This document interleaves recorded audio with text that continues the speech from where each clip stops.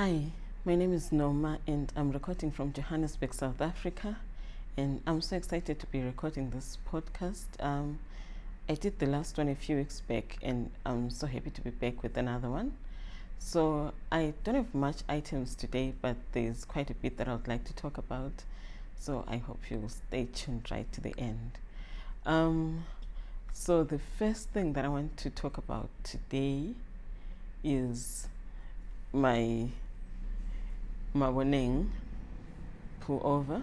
So I published this pattern on Thursday last week, and I'm just so happy that you all loved it because it was a bit of an experiment on my part, and I also spoke about this on Instagram. When I came up with this idea, I wanted to do a bright spring design, colorwork design, and it took a while for me to put the colors together. I had to go and check the color codes, and thanks to Karen from Miss Lamotians, she dyed the colors exactly to the specifications that I had sent with all the color codes that I wanted just to put this together. So the Maboneng Pullover has got a circular yoke knit from the top down, and part of the patterning is found on the sleeves and at the bottom hem as well.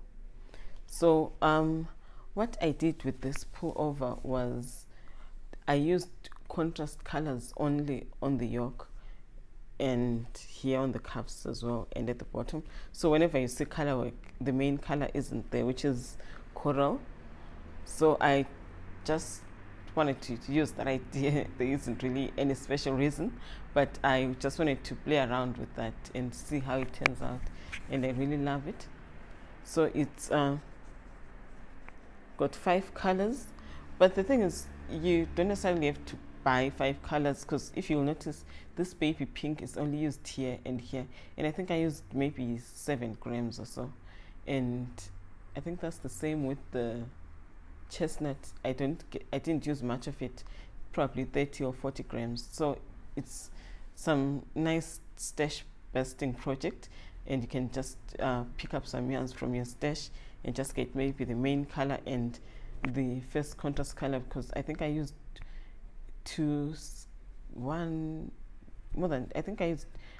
I used one skein, and I started using the second one a little bit. Probably I used maybe 115 grams of this first contrast color. So you can just play around with your colors. So at the moment, the pattern is available on Ravelry and Love Crafts. That's where my patterns are available mostly. So that's where you'll find this pullover. And then I do have quite a number of works in progress, but I've only got 2 other finished projects. So the last time I showed you this project, I didn't have the sleeves. It was just the body but no sleeves. So I had to work really fast because I had already booked my photo shoot for the 2nd of May. So lately my photographer has been very busy, and I need to book in advance for a photo shoot. So I remember I had to do 3 sleeves in 1 week, and I wasn't touching anything else except for those sleeves. So it was quite hectic, but at least I managed to meet the deadline. I finished the sleeves for the other pullover that I'll show just now on the morning of the shoot. The shoot was supposed to be at 10, and I finished just about an hour earlier, and I had to rush just to make it for the photo shoot, but at least I managed to get it done. I had to steam block it. I couldn't wet block it because of the time, of course. So that's the first finished object that I have for today. And then the second one is the Nyakalo, and Nyakalo means joy. So I call this joy because it's just so pink and so bright, and it's such a happy color. And I finally finished the second sleeve. So this is also a circular yoke pullover, and it's knit from the top down. So what I did with this one, I made the yoke stockinette stitch, and then the body is a lace pattern, as you can see, and then the sleeves are also lace, and with this ones I made the sleeves straight, so you just knit straight down. There are no decreases right up to this point just before the cuff, and then you decrease all the stitches and do the cuff. So it's a very simple and easy one to knit. Once you get the pattern memorized, it's just simple flowing. And then the sleeves are like this. So they're not really too wide and too bell shaped, they're just straight, and there's the cuff there at the bottom. That's 2 by 2. Sorry, it's 1 by 1 ribbing. What am I thinking? It's 1 by 1 ribbing. So that's the other sleeve that I had to work on, and it was quite hectic. But I'm just glad it's done. So this one is being test knitted at the moment, and I think it will be coming out maybe around the 25th of May. So it's coming soon. And then my other finished object, I finished this one the day before yesterday. Okay, this is the Bina top, and it's also knit from the top down with some stripes. It's a cotton top. So I used nurturing fibers for this design, and I used 4 colors. So the brown is called cocoa, and then this is seashell, pickled ginger, and sun-kissed coral. So those are the 4 colors. They just alternate all the way down, and on the sleeves drop sleeves, as you can see. So it's also an interesting, easy to knit project. Okay, let me show you the bottom hem. The bottom hem is also to some twisted ribbing, just like the neck and the sleeve edging. So it's also an easy one to knit, and the yarn is DK weight, so it's quite a quick one to work. And it's also, this one will be up for testing in the next few days, and it's probably coming out next month. So that's all that I had for my finished projects. I had hoped to be done with all the projects that I was showing last week, but somehow I couldn't finish them on time. My girls were sick for about a week or so, were not sleeping, and during the day it was just hectic. For those who don't know, I've got 2 daughters.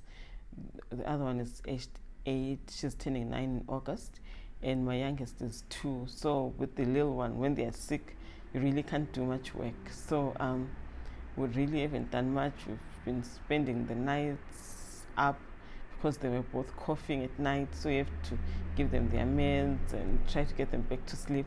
So I haven't really worked as much as I would have loved to, and I haven't finished as many items as I would have loved. But anyway, I can finish that at some other time, but I'm just glad that they are both feeling better now. So some of my works in progress, I've got the Gratitude Attitude socks. So this is named after the first pattern that I did with the same stitch. That's the Gratitude Attitude shawl. So these are the socks with the same stitch pattern. So these are just slipped stitches. So on this one I used nurturing fibers, and the colors are Glacier, and the green is the Pear.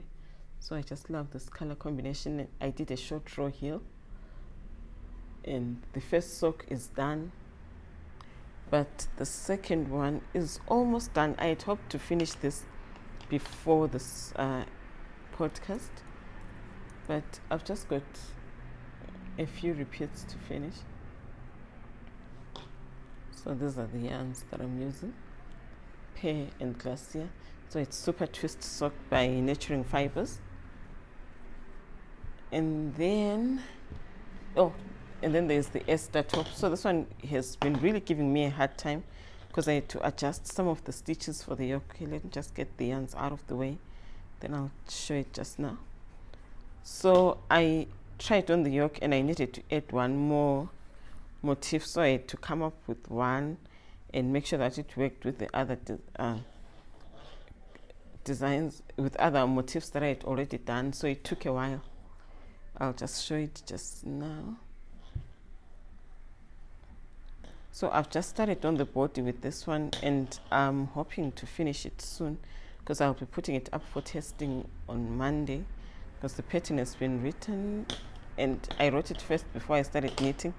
So I just need to make some progress so that I can put it up for testing. So this is the Esther top. So for those who didn't watch the previous episode, the Esther top is named after Esther Mahlangu. She's a Ndebele artist here in South Africa, and she does a lot of beautiful motifs on their painted hearts. So they paint their homes, and you also get some Ndebele beads that have got the same patterning. So I used the same concept, and I, of course, tried to modify the motifs, because on the Ndebele artwork they are really large. I think one would take more than 40 stitches, and that wouldn't have worked with the grading. So I had to shrink them down, and I hope they really work, because it's quite a lot of motifs, and I'm really excited with how it's turning out.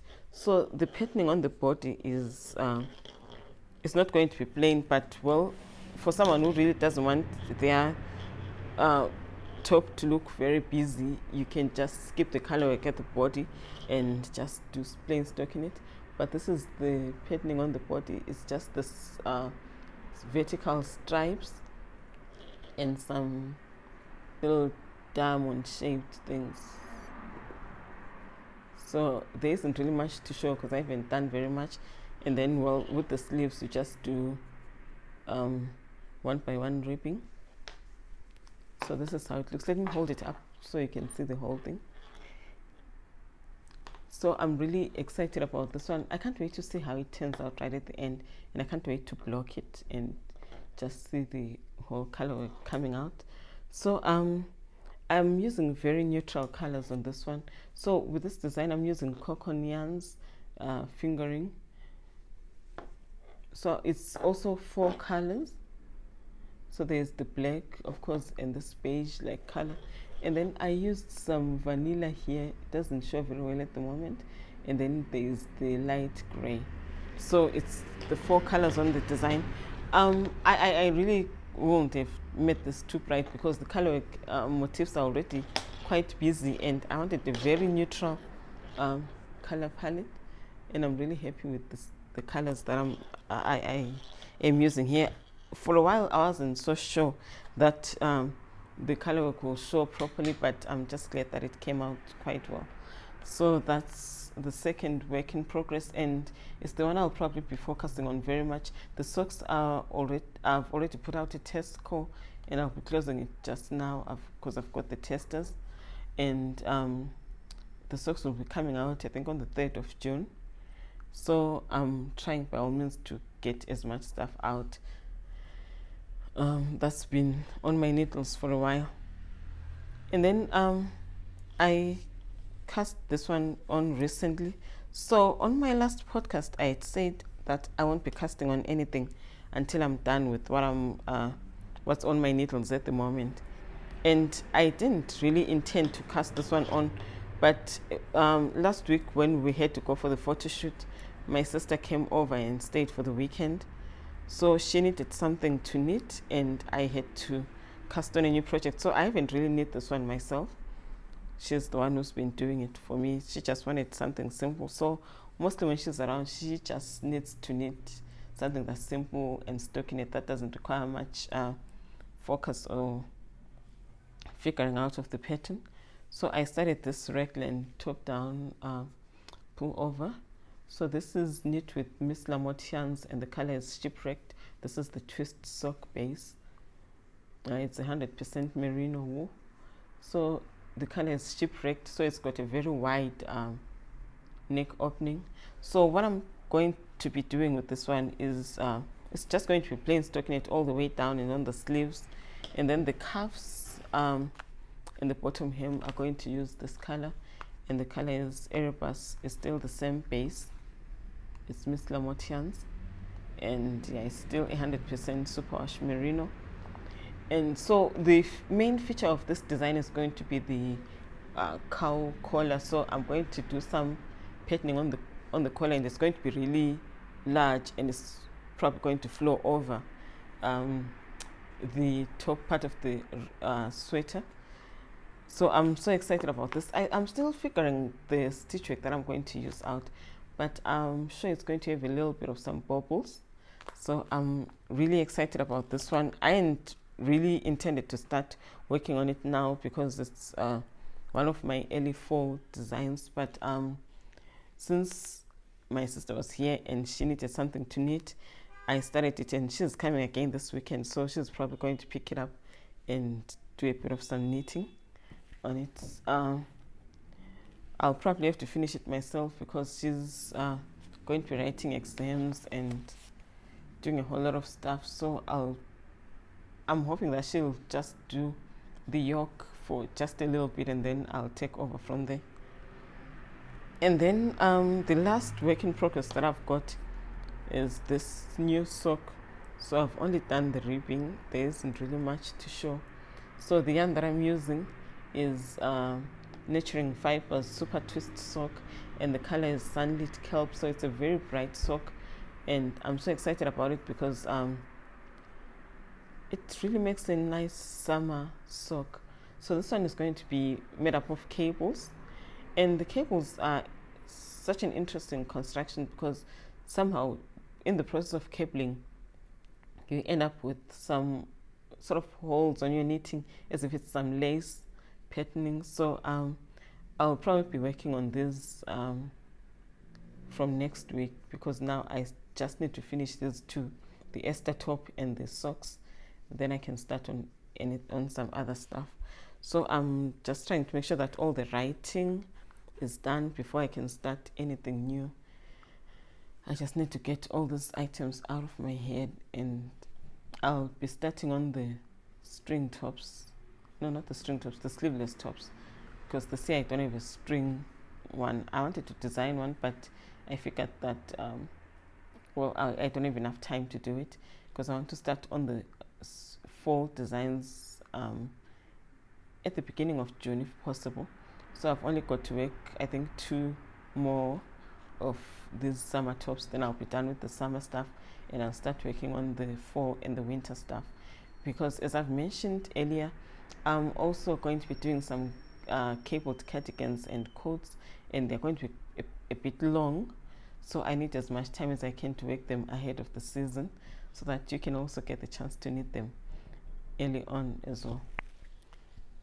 Okay, so I had to pause there for a while and attend to someone who was knocking at the door. Sorry, the video just ended abruptly there. I was talking about the new designs that I would like to work on, and those are summer tops. I've never really done the sleeveless tops before, so I'll be doing 2 or 3 depending on the time, because I need to get started on the winter stuff early next month. And then the other thing I wanted to talk about is my new hobby. So in 2020 I bought a piano, and I tried to learn from YouTube. Of course, it wasn't working out much. I kind of learned 1 or 2 things, and then last year in November I had so much going on with deadlines and stuff, and then I signed up for a year's subscription of piano lessons. So I'm doing them online on the platform called Piano with Johnny, and it's a very interesting space to be in. Great community and amazing and talented teachers. So I opted for the online learning platform because I do not have the time to go and take lessons physically somewhere. I mean, I've got a young child, and it will be a lot of work finding babysitters every time I have to do lessons. So I opted for the online option, and it's really been amazing. I can now play a couple of things, and my hand independence is getting better, because that's, I think, the hardest part. And I'm learning a bit on reading sheet music. I can now read lead sheets, but I struggle with more complicated sheets. So most of the learning that I've done has been online. As I've said, I've never really learned from anyone else outside of the online platform, and it's been quite amazing. I just wanted to take up some hobby at the time but I didn't want something that was in the fiber arts space. I wanted something that's like totally different from what I do on a day-to-day basis, because as you may know, knitting is so time consuming, and as a knitwear designer, you gotta knit every day for a couple of hours, and I just wanted something that literally takes me off the knitting and the fiber space, and I get to sit down and do something totally different. Of course, I think with everything that you do, you can spot some similarities here and there. I've noticed that I have an easier time memorizing songs and understanding the sheet music. I think because I'm used to reading charts even in the knitting space, so it is kind of easier to grasp some stuff. So I think once I gain more confidence in the piano playing, I'm going to share some of my videos that of the stuff that I get to play. So the platform teaches a whole lot of different styles. You get to learn blues, jazz, and some rock and roll styles, and some classical, of course, some contemporary and pop sounds, funk, boogie woogie, and a whole lot of other styles. And I think there's stride, ragtime. So there's a whole lot of styles that you get to learn from the space, and I'm really looking forward to learning as many styles as I can. So at the moment, I just started on learning how to play blues, because on one of the lessons we're advised that it's better to start with blues before you go to jazz. So that's the route that I'm taking. So I've been focusing mainly on the basics, and now I'm going to start learning more intermediate stuff. But I've still got a few basic courses to go through. I haven't been very diligent in the past month with all the deadlines, but I'm looking forward to learning some more, and I'll probably be sharing what I'm learning with you here. So I'm really excited. And then the other thing I wanted to talk about were my new plans for some videos that I'll be doing. So I've been really working on a couple of ideas on how to put out more content and give you something that's meaningful and useful. So one of the categories of videos that I'll be working on is my design process videos. So on those videos, I'll be focusing on a particular design and going through it and explaining how and why I constructed it the way I did, and all the nitty-gritties of that particular design. I've always enjoyed watching some videos where designers talk about how they came about with a certain concept. And the other reason why I'd love to do those videos is because mostly when whether I'm posting a work in progress or a finished project, I sometimes get questions: is this top down or bottom up? How did you do it? I only need top down, or I only need bottom up. So I think as a knitter, it's also very important to understand the decision behind the construction method, so that you can sort of like open up to more construction methods. Say with sweater knitting, for example, some are knit top down, some are done bottom up, sideways, and a whole lot of other constructions where you do some modular knitting and you just have these pieces coming together to form the design. So I think understanding and learning the background of the design and how it came about makes the project more exciting for the knitter. And I think it also helps someone who's a knitter, because I strongly believe that every knitter is a designer at some point. I think it helps even if you've got an idea that's kind of stuck in your head and you need to find ways to make it work. You can actually, if you see some concept or some design element that is spoken about during some design process video, you can easily apply that to something totally different that you're working on. So that's one of the videos that I'll be doing, and I'm also going to be doing a series on rectangular wraps. So on that particular series, I'll be exploring different construction methods for rectangular wraps, and that's also meant to help the knitter gain more knowledge and understanding on the construction of wraps, and to also be able to modify something that they may have an idea of and want to execute on their own without following a pattern. So that's the other series of videos that I'll be doing, and I think that one will have maybe 8 or 9, because currently I can think of about 8 methods at the top of my head. and there are probably some more. I'll do some research as I keep going. And then the other videos that I'll be doing, of course, will be quick tips. So these quick tips are usually about 2 minutes long or 3 at the most. And these are some items that I have learned in the past couple of years when I started knitting. So some of them are pretty obvious for the experienced knitter, but there's always that one knitter like myself when I was starting out who may be struggling with a certain concept or a certain method or something or certain technique in their knitting, and then just getting that video is going to help quite a bit in terms of understanding why something is done a particular way or how they can do something differently.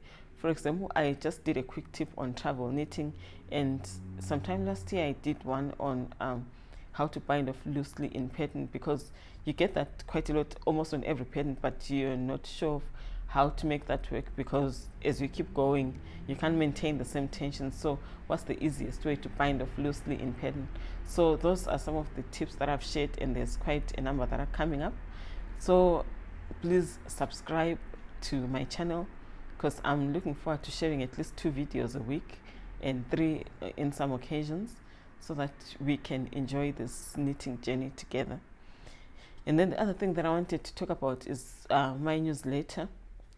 I always share the link on every video that I put out, so please subscribe to my newsletter as well, because every time I launch a new design I put out a much bigger discount for newsletter subscribers, and there are also some secret sales that happen in between, and if there's any important news or some sneak peeks, I send those to the newsletter subscribers. So please subscribe to that. Your mailbox won't be spammed with anything that is unnecessary, but you'll get maybe 2 to 3 mails a month at the most. So please subscribe to the newsletter as well. So thank you so much for watching. I'll be sharing quite a number of videos this week, so please subscribe and stay tuned. Bye.